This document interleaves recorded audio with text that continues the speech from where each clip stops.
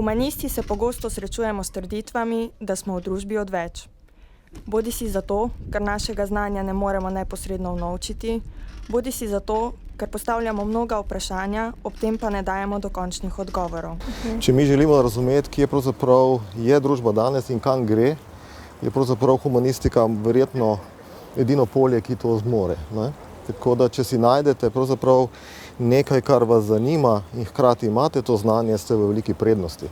Humanistika te uči da si ljudsko biće, a ne robot. Mislim da je nekad Platon rekao da pjesnike treba istirati iz polisa. Humanizem, bodi si da govorimo o literatih, umetnikih, kritikih, skratka ljudje, ki mislijo, imajo vrednote in jih tudi znajo postavljati.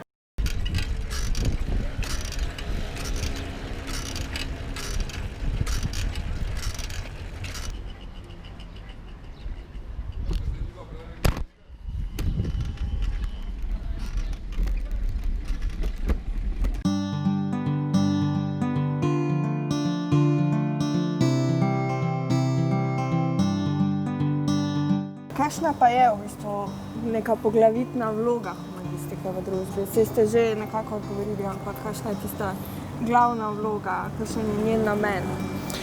Ja, jaz mislim, da k temu najboljše pristopimo prek Hegla, ne? Se pravi, dojeti ali razumeti je treba duha časa.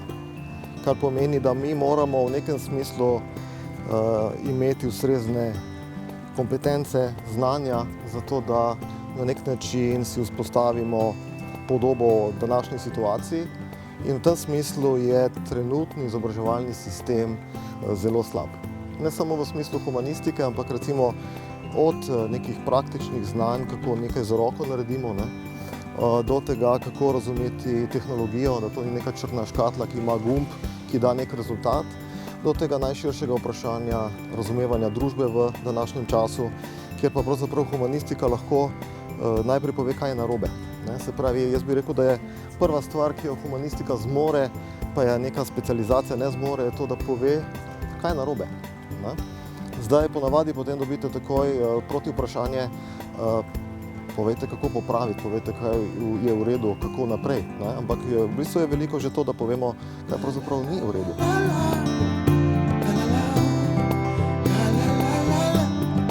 Vjerojatno su i ovdje popularni ti stemovci, ovi tehničari naših civilizacija koji bi isključili humanistiku iz...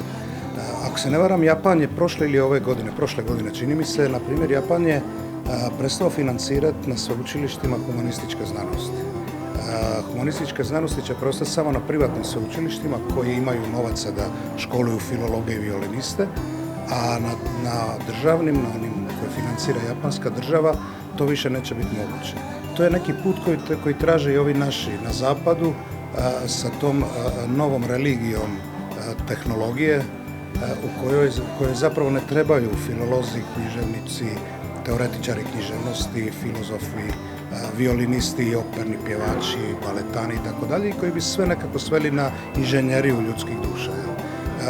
Naravno da je to katastrofa za čovječanstvo. Živimo u vremenu koje je prezrelo istinu i izabralo materijalni akt kao jedinu sudiju u određenom smislu. Dakle, ne sudi nam više istina nego novac.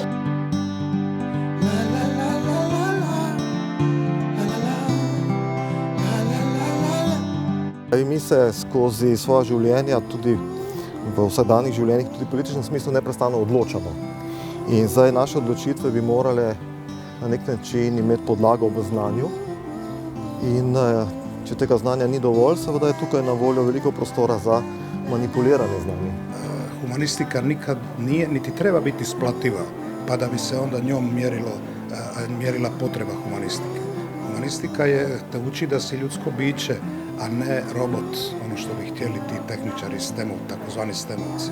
Jer ljude kao robote, nesvjesne svoje uloge u društvu, osim one da pridonose profitu i tom takozvanom napretku, stalnom rastu, ta logika stalnog rasta.